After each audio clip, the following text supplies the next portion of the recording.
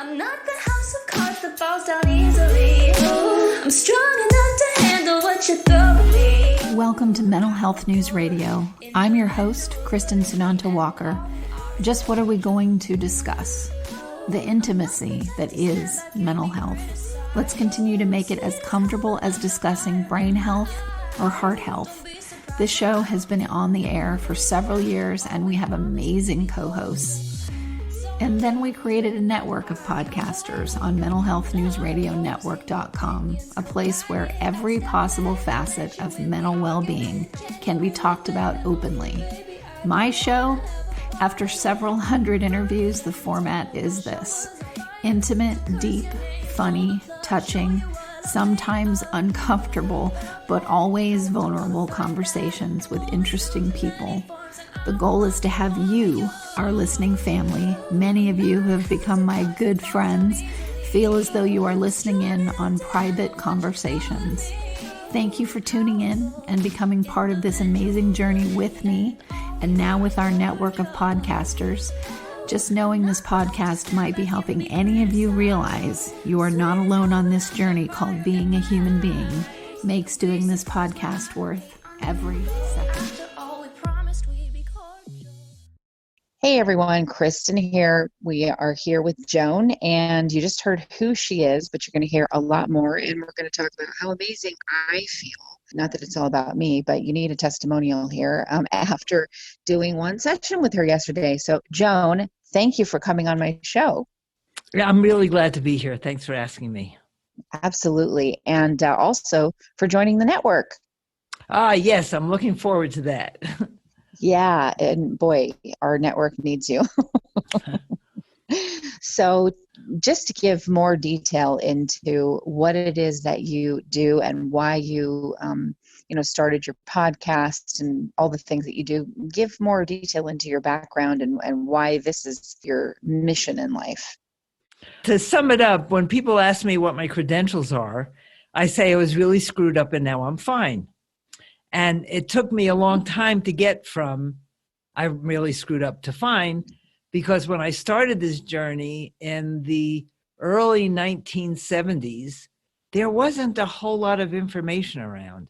Actually, I started earlier in that when I first got into metaphysics and some oddball stuff. And in the 1960s, yeah, we were all out there protesting, but we weren't into the inner stuff as much.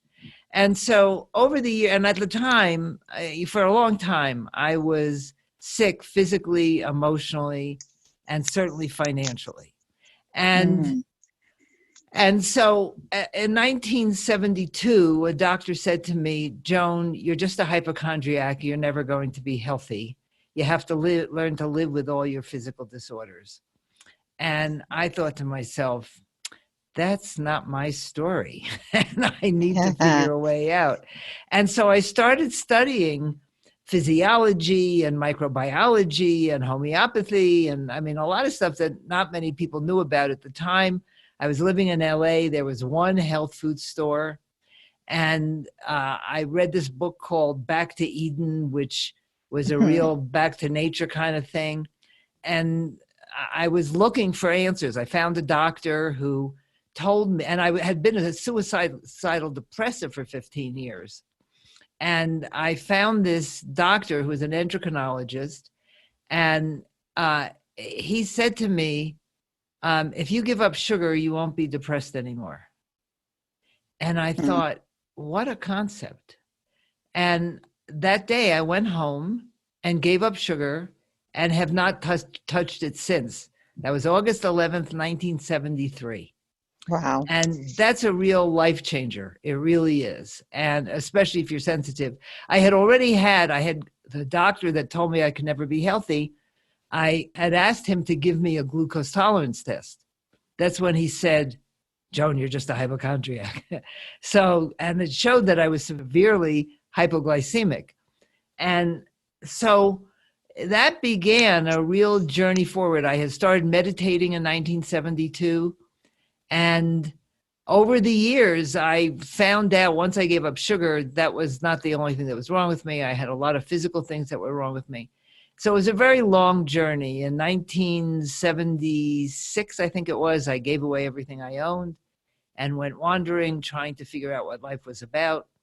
And so it's gotten me to this point where I'm remarkably healthy. I'm going to be 78 at the end of the year, 79 at the end of the year. I'm losing track. and I'm happier and healthier, certainly healthier than most people my age. And I'm really looking forward to the next section of my life. Yeah, I am too. I'm glad to know you for this next section of your life because I need it for this next section of my life. Yeah. And the important thing is what I had to focus on was because I was broke. I had two millionaire brothers. I couldn't rub two pennies together. And I wanted to know why. Why could they make that kind of money and I couldn't? I was just as smart as they were. We had the same family background. So if we do create our own reality, which I had come to believe before the 1970s, it was like, how do we do that? And so my work is very much built around that because money was an important thing in our family. I joke and say we were all five of us were Capricorns and we never touched each other. We just handed each other $20 bills, and it was all about money. And so I needed to learn more. And over the years, I really have come to understand how family of origin issues and cultural issues and our emotions affect our financial outcomes. And that is really the focus of what I do in a lot of ways. How do you approach someone where you hear all the things that they say in just their regular conversation about money that tells you why they're struggling, why they always struggle, and they haven't asked your opinion, but you can hear it. It's as plain as day. And maybe you've been around them a few times and you hear the same statements again and again, while they're also saying, gosh, I really am stuck financially. I really want to get out of this. And, you can see, well, maybe if you stopped saying these things all the time. No, that's not what I see. That's not what I see. First of all, okay. If someone says to me, I need to find out what's blocking me from making more money, mm-hmm. That's telling me they think there's something wrong with them that's blocking them from making more money. Okay. And what I have come to believe 100% is there's nothing wrong with you that needs fixing. Absolutely nothing. You just have habits that inform your decisions. And those habits were formed very early in your life, sometimes in utero or before. And that's what's affecting your decisions. So once you can recognize the habits and stop saying there's something wrong with you, then you can figure out how to change the habit. And I have a new course out about that. And that's what it's about. It's like, why am I doing what I am doing over and over again? And how would I rather do it? People don't understand that they have a choice as to how they think, what they believe, and how they feel. And the feeling habits are what every decision you make has a feeling component, emotional component. And when you can really understand your own emotional makeup, you can understand why you're getting the results you're getting. So if someone says to me there's something blocking me, they're not asking the right question. Okay, so what if it's more like they're just telling a story in everything that they say about how they never have enough money, but they want more money, and that's the same story that you hear every time you see them? Well, first of all, I know it's never about money. If you think you don't have enough money, then you think you're not enough. Or you don't have enough people, because money always comes from people. And you need to develop different skills. It's amazing how many people wonder what's wrong with them.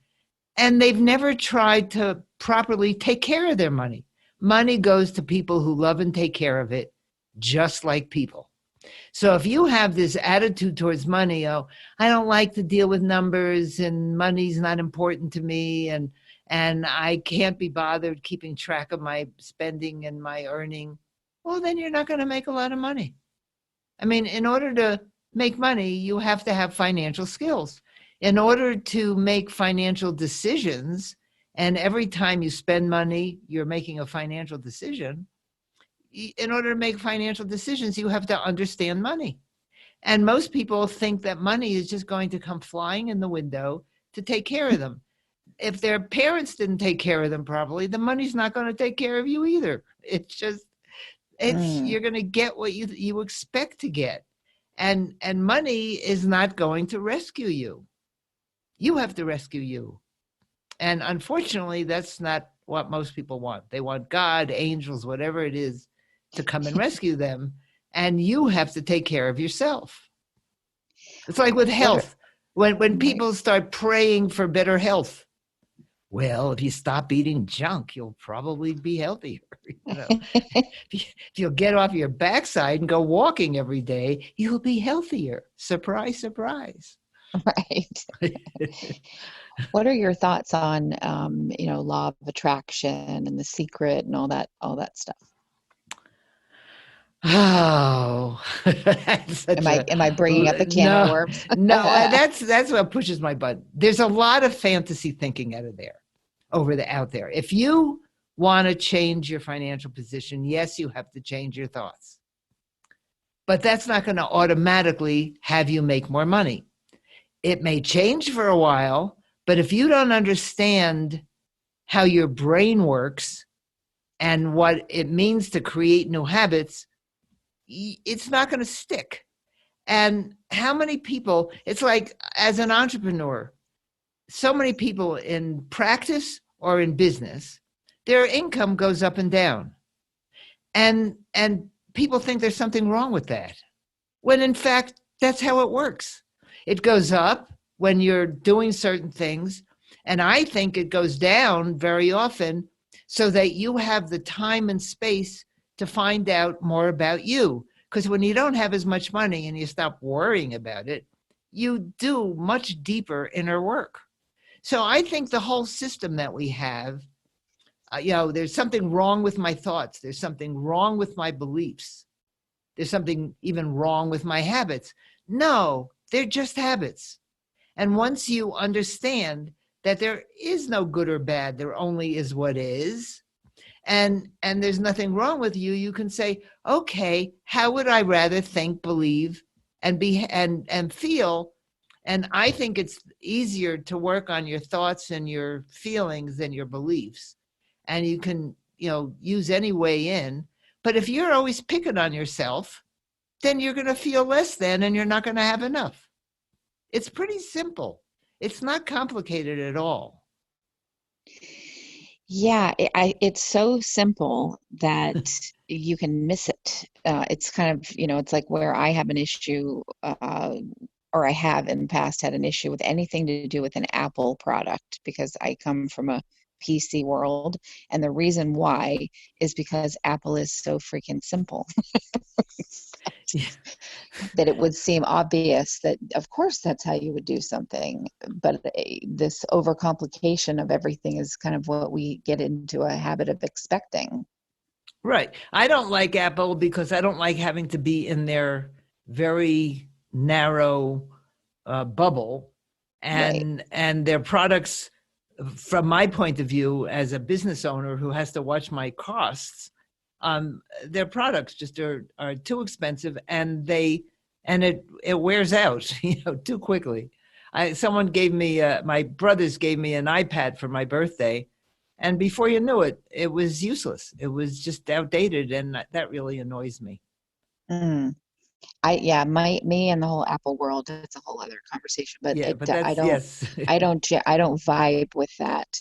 Okay, but the point is you have a choice. You have a choice. The point is you have a choice. Right. And people don't realize that they have a choice as to how they feel.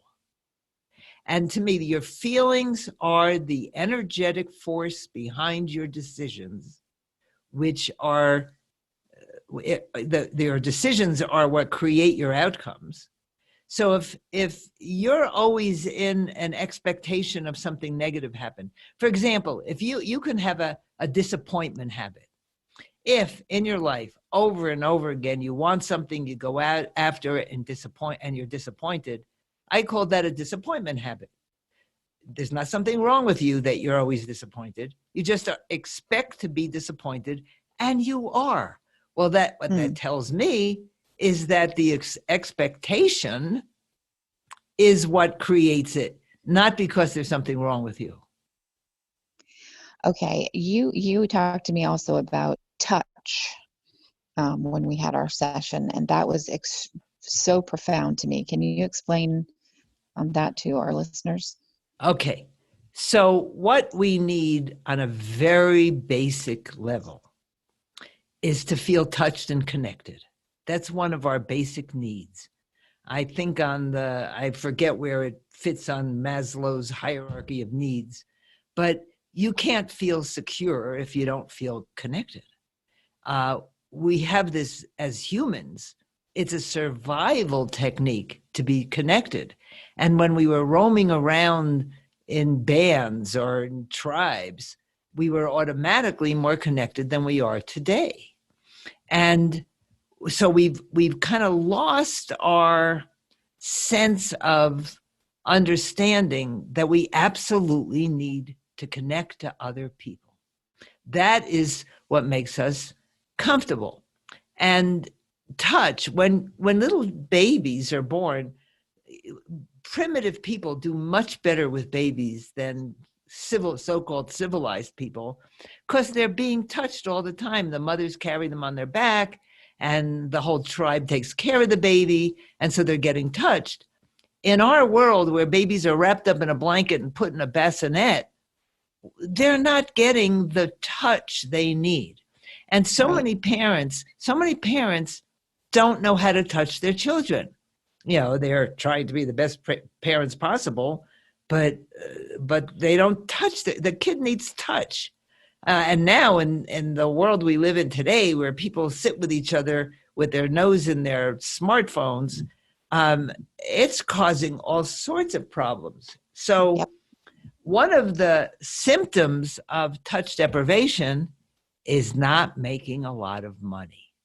Because if you're touch deprived, then you expect to be touch deprived, because being touch deprived is your habit. Do you understand that? Mm-hmm. Okay. And when you're touch deprived, one of the things that goes with that is a habit of longing, always longing for touch. If only they would touch me. But we kind of push that away, and we eat, drink, gamble, do all sorts of things because we don't know how to deal with that longing. So when you're longing for more money, if you can imagine that you're longing for touch, humans touch each other in a number of different ways. In our culture, we don't actually touch each other much except when we shake hands or we do the perfunctory hello, goodbye, hug. And even a lot of people don't do that. In Santa Fe, it's a very huggy kind of city, so we get a lot of that. But other ways we touch each other are when we listen to each other, when we smile at each other, and when we hand each other money.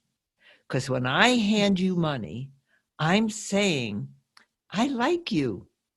I want to give you my energy. And here I'm touching you. But most people don't know how to feel the touch.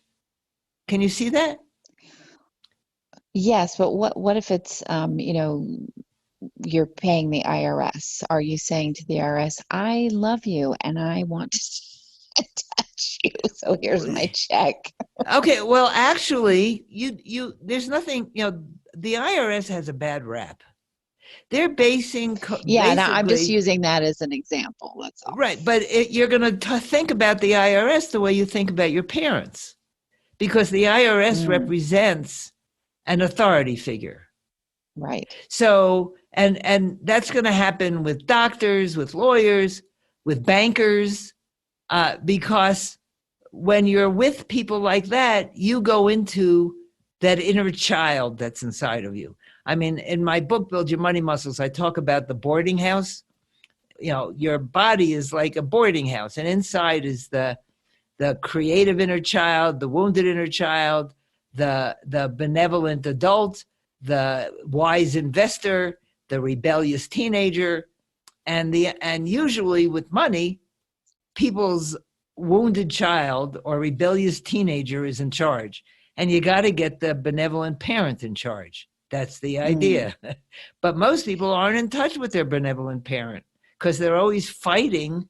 You know, they're coming up with all the feelings that they had as children of being abused or neglected or picked on. And so there's that anger and deprivation and shame, and that's all playing out through your money, because whatever you're feeling about your money is never about money. Right. It's always about the habitual feelings you have about yourself.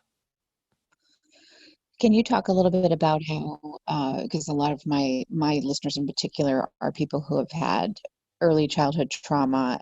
A lot of them are people who the touch that they did get from a parent or adults that were supposed to be taking care of them is, you know, abuse, sexual abuse, verbal, or physical abuse. And so when touch, not only are we, a touch deprived society, but then when touch is not safe. That's right. And there's a lot of different ways that people can be touched unsafely. I have a sense that my father never touched me inappropriately, but there was a lot of sexual tension in the house. Mm-hmm. And there was a lot of emotional abuse. They appeared to be really great parents, but for me, it was really difficult. And the thing is, any kind of abuse or neglect, if any of your parents were alcoholics or drug addicts, if your parents got divorced, there's all sorts of ways that children are traumatized. I really like the adverse childhood experience test.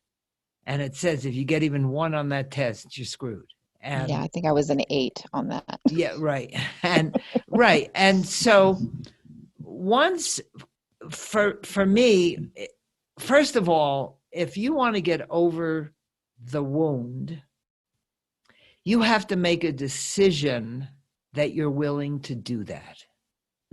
Because when you've been wounded that way and you expect to be wounded in life, you use that story over and over again. And each time you tell a therapist or your friends or whatever, that abuse becomes part of your self-concept, part of your personal identity. I am a person who was abused. And at some point, and this is not easy, but I think it's a necessary part of the process, you have to make the decision that I'm going to figure out what I'm feeling as a result of that abuse. And I'm going to work through that feeling. So let's do you want to look at some of the feelings that come from abuse? Okay, it's more than just I feel abused. It's I feel angry, because anger is a normal response to being violated. Right. Okay, so I feel angry. I feel ashamed of who I am and what I've done. I feel deprived because I didn't get the touch and love I needed. I got this weird kind of touching, or whatever was going on there. I feel trapped because when you're being abused, you're a child and you're trapped in the situation. So one of the ways that gets acted out through money is to feel trapped by debt, trapped by your earning, the earning position that you have, trapped by your student debt, when anything that has to do with money, you can feel trapped. I'm trapped in my job. I'm trapped in my marriage. So if trapped was one of your responses, and it usually is, that's one of the habits that you're acting out through your life stories. So and the fifth one, in my book, Build Your Money Muscles, I outlined the 5 main feelings and the ones I just mentioned. And the other one is aloneness. And that's really cuts to the chase, because we need connection, as I said. But when you're being abused and you can't fight back, you can't tell anybody, and you think there's something wrong with you because you're being treated that way, you also feel incredibly alone. And when someone tells me how alone they feel, I will sometimes get clients from financial advisors, because I'm helping people understand why they're having problems with their money, and people drive financial advisors nuts when the market goes down and they think they're going to lose anything. So I was sent this retired teacher who I have permission to tell her story, and she was driving her financial advisor crazy, calling up all the time and worried about her money. And he said, "Go talk to Joan." And so when I said hello, and the first thing I said to her was, "What was your abandonment story?" Because when you're afraid of losing your money, of being without resources, you're afraid of being alone. So, and as soon as I asked her what her abandonment story was, that she's done some inner work, she said, "My mother was a narcissist and my father was an alcoholic." That's it. That's the explanation. So so of course she has a fear of abandonment, because that's the only possible reaction to that kind of treatment. So people act their feelings out, their emotions out through their money. And that fear of loss, and why is it fear of abandonment? Money doesn't just fly in the window normally. It comes from people. And so when you are afraid of running out of money, you're afraid of running out of people. And we absolutely need people in order to thrive. So on some level, you're afraid of dying. Fascinating. Yeah. And as I said, I just want to emphasize, as long as you think there's something wrong with you that needs fixing, you're not going to get this. You have to make a decision that I'm willing to look at the fact that I'm fine the way I am. I just have habits that aren't working for me. Right. And it's a reworking of how even your brain thinks, the thoughts that you think in your head, what your default template is in terms of how you think about things. It's a rewiring of the brain. It's building. It's that simple. It's just a matter of building up new neural pathways. So when you tell me that a person's, how do you get over being abused? As I said, first you have to make the decision that you don't want to carry this with you the rest of your life. I know a guy who's in his 70s, and the minute you meet him, you know that he had this horrible family and he'll never get over it. That's who he has become. I didn't want to be, I acted out the problems through my physical body. And I decided to be healthy. Well, I didn't just pray for health or hope to get healthy. I stopped eating sugar 46 years ago, and I make sure to exercise and get enough sleep and meditate every day, and I don't drink alcohol. So these are all decisions that you're going to make, and it's very hard to do all of this alone. Because if you're stuck in being who you are, you don't have a roadmap for becoming who you want to be. So you're going to, and if longing is one of your habits, then you're going to always be longing for what you don't have. So one of the things you have to learn is how to be satisfied with where you are at this moment. That's tough for most people. They're afraid that if they're satisfied, they'll never have any more than they have today. Yes, exactly. Where does that come from? Because we're wired to always want more. It's a survival technique. Okay, I ate the monkey. This comes from primates. The monkey goes after the banana and gets the banana. Well, it's not satisfied because it knows that to survive, it needs another banana. So we're always looking for the next thing, and but there's a good part of that, which is where ambition comes in, and our wanting to be greater than we've been, but it can become an obsession. I mean, people are so afraid to let go because they're afraid they're going to be left alone and they won't have any resources. When as humans, we have mental capacity and creative capacity that other species do not have. And that capacity comes from our ability to tap into what could be called the universal consciousness. I call it the voice of the us, where we're all connected. Once you realize we're not separate beings, and you can tap into the more of life, you can feel connected even when you're standing in a room by yourself. Yeah, I completely agree. Give our listeners an idea of what it is to work with you, how that process goes, what they can do to have a session with you or begin, take the beginning steps of working with you to choose to change some things about themselves, change their habits. Well, to do a session with me, some people are afraid to start at that level. So I have a group. It's called the Intention Plus Action Coaching Group, where we say what we're hoping to achieve and we plan out the actions we're going to take. And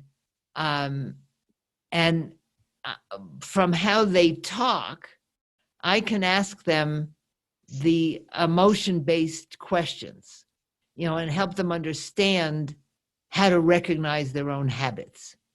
I also do with the group this thing that you experienced yesterday called a zap. I call it a zap, although I'm looking for another word like personal power release. Got to give it a marketing thing. I think it sounds great as the zap. As zap, okay. And so I do a group zap for the group at least once a month. There are 2 meetings a month. And on a one-to-one basis, this is for people who are really serious about making dramatic progress in 3 to 6 months. And when I start a session, I ask just a couple of questions. I ask, what did your father do? What did your mother do? How many siblings did you have? And what was your parents' relationship with money? And where were you in the birth order? And that takes about 10 minutes because people always have a story. Well, I had a stepfather or a stepmother, and my mother died when I was 4 or whatever. So I get the basic story from those 5 questions. And then I can help people. And then the way I work, if you tell me a story, I put myself in the story and I say, how would I feel if I were in that situation? Because we all have the same feelings. My group of feelings might be different from yours, but if you tell me you were abused or your parent was an alcoholic or any of those things, I can imagine what it feels like. And because I'm so in touch with my emotions, that I'm not afraid of your emotions. And so I can get to those fairly quickly. When I do the one-to-one, the zaps that I do are a little more intense because I not only feel your feelings, but I make the sound of the feelings. And I'm touching you inside. That's the strength of it. You feel heard in a way that it's difficult to feel heard.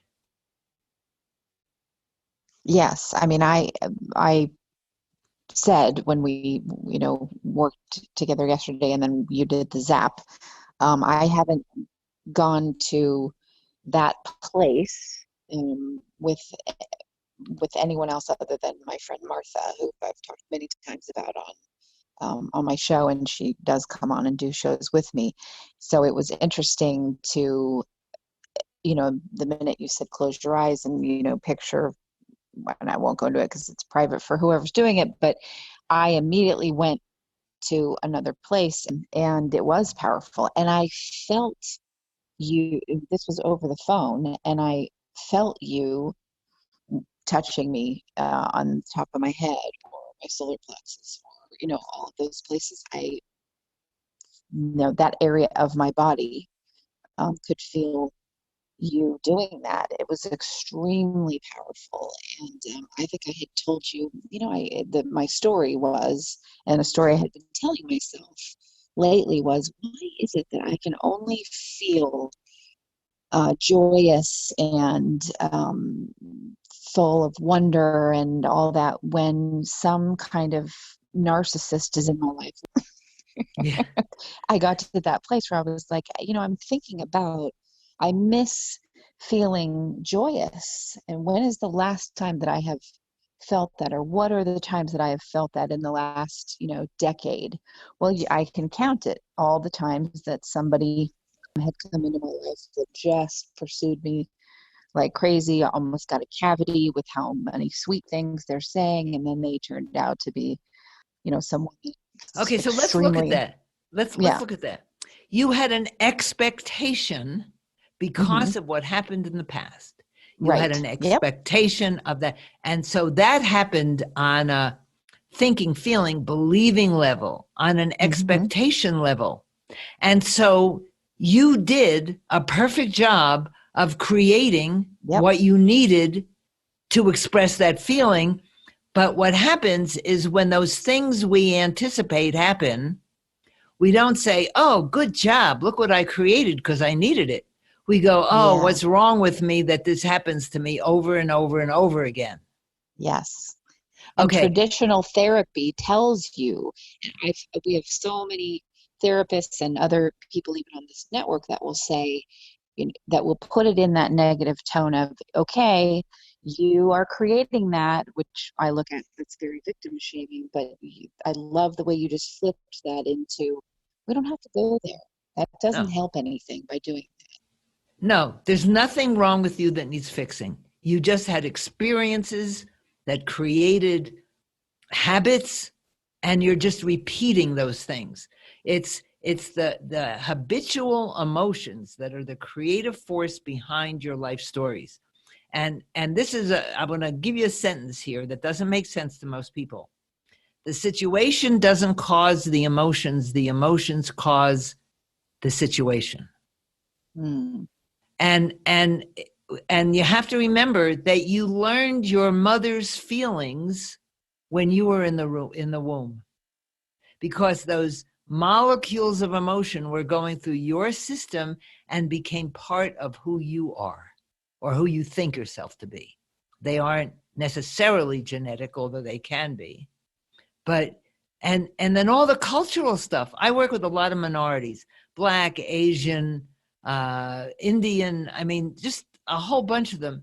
And I'm being Jewish, I see that our cultural background affects our life outcomes because of the beliefs and everything we bring into ourselves from that background. So if we look at just unpacking what you're saying. So if I created this situation because I wanted that feeling of Well, I wouldn't use the word want. I would use the word need.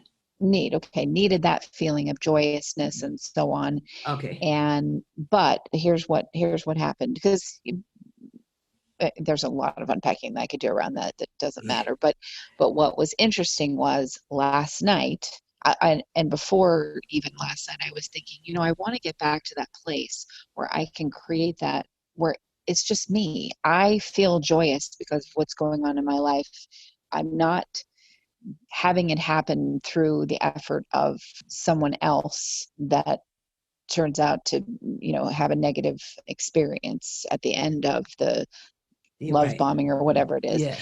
And what I experienced last night was, oh my gosh, after we did our session, I had a night of joy that continued on into today.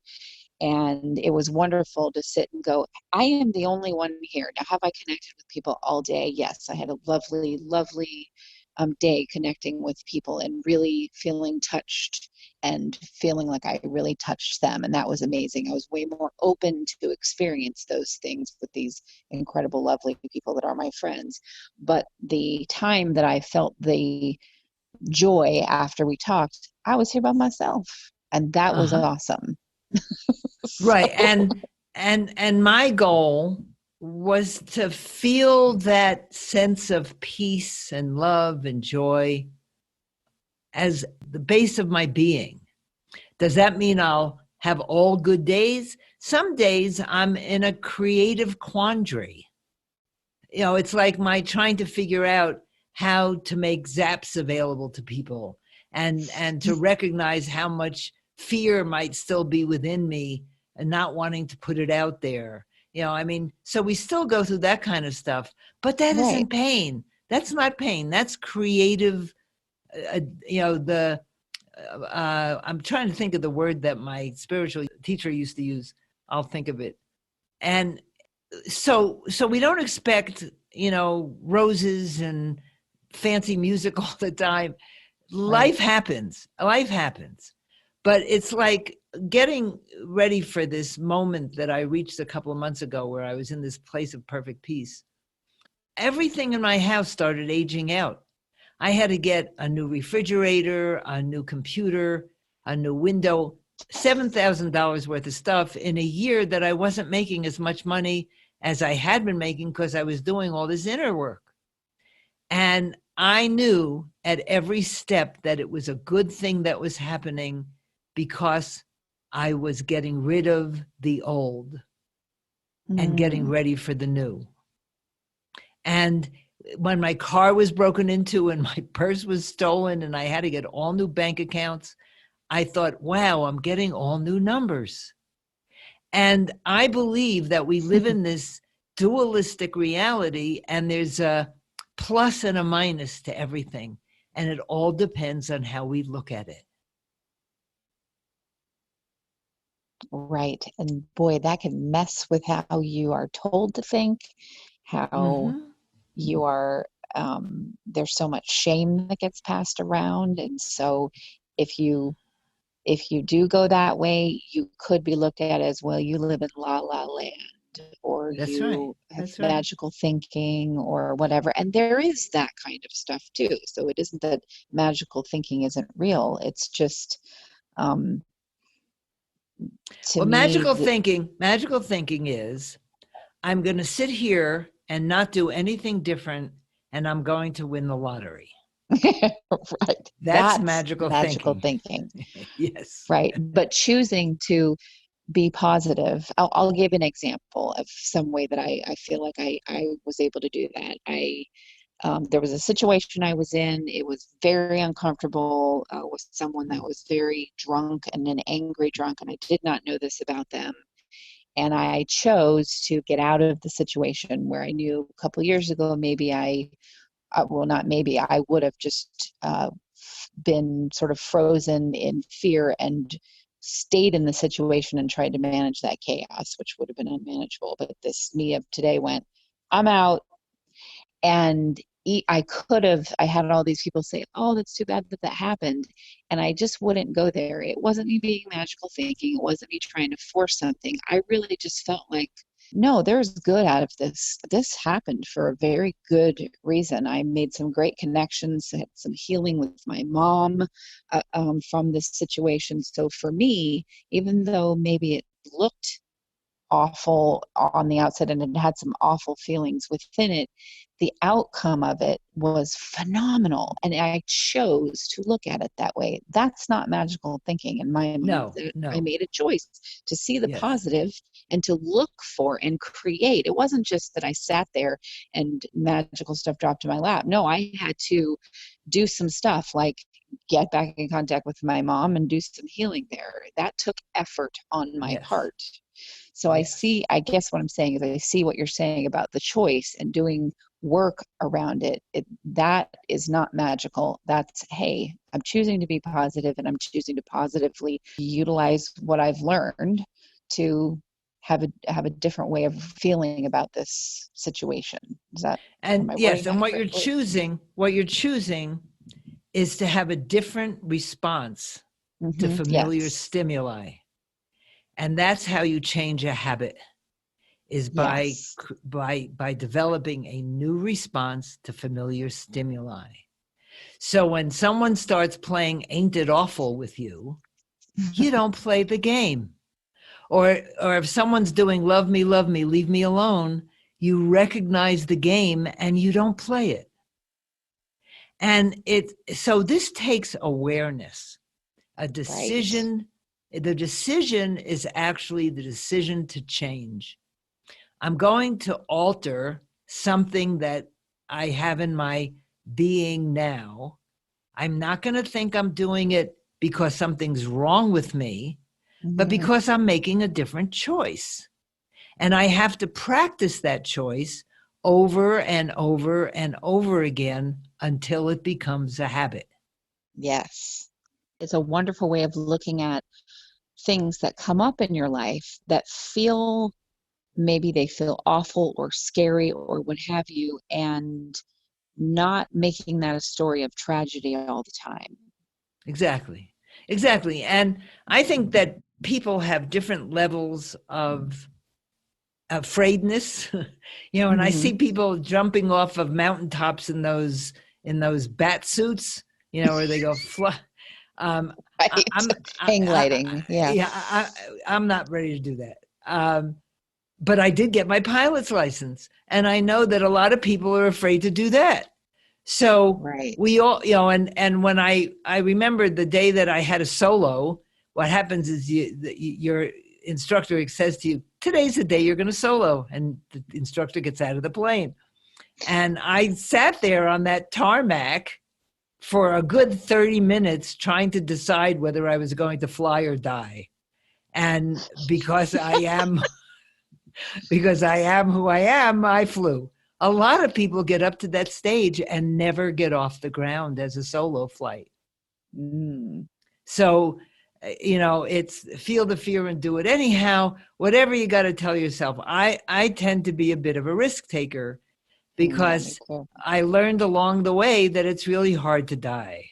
I've come close on a number of occasions because I had so many physical problems. But I'll push it to the end. I'll make the choice between flying and dying. Yeah, and there were years where I wanted to die. And I was a suicidal depressive for Mhm. 15 years. Yeah, yeah. I mean, yeah, when you want to just have this life be over, oh my gosh, Yeah. over already. And now I don't feel like that, which is Yeah. lovely. It's Yeah. lovely to be in that space. So, well, there's way more to get into, and we just got a little cream on the top. There's so much more in the cup.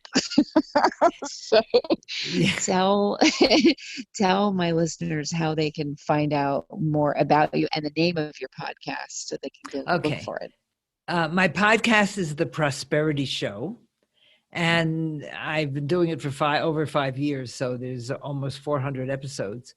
On my site, prosperityplace.com, I have a blog, articles, and courses and books. Inexpensive things like heal your financial shame and end over earning. And there's a audio on aloneness and another one on anger, and everything relates to money that's on my site. And my book and the book of the journey where I gave everything I owned away is called The Search for Connection. And that everything is available via prosperityplace.com. I love this. We don't have anyone on the network that talks about this, and it's such an important part of our mental well-being, our mental health. And I also can look at this network since I created it, and other people now keep it created with me, all the podcasters, but I love looking at it and going, oh, all of these shows that are on it now, which is over 55, they all say something about the creator, the original creator of this thing, which is me. So, yeah, right. And it took 55 shows to get you on. Yeah. Well, I mean, it happens when it happens. Exactly. And if anyone wants to know about the zaps, I'm really coming out of the woo closet and telling people about this. They just have to write to me because there's not much stuff on the site about it yet. So they just have to write to Joan at prosperityplace.com. Yeah, so everybody, JOAN at prosperityplace.com. And please do, because it was transformative for me. Even just after the first one, I can't wait to do more. And I realized that I'm empowered, that I'm making a choice to do this. Well, I'm so glad that you liked it, because it's my, I used to call it my secret stash, but I'm opening up my stash to the world. Fantastic. Well, Joan, thank you so much for coming on the show. My pleasure. And thank you, listeners, for tuning in to another episode of Mental Health News Radio. Sometimes I'm passive aggressive, but never without good intentions. I heat up and act on my emotions. Thanks so much for listening to Mental Health News Radio. Our podcast can be found on iTunes, Stitcher, and hundreds of other podcast apps, or you can visit our website at mentalhealthnewsradio.com. If you have a question or would like to be a guest, become a podcaster on our network, or join the amazing organizations that help keep us on the air, please email us at info@mhnrnetwork.com. Get ready for that special goodbye from our resident therapy dog, Miles, and a special thanks to Emily Sohn for letting us use her incredible song, Cordial, for our podcast music. Listen to the full song on SoundCloud at emily.sonne. Don't be surprised when I don't hate on you. After all, we promised we'd be cordial. Sometimes in you I can fight it, but I'm opposing. Good boy.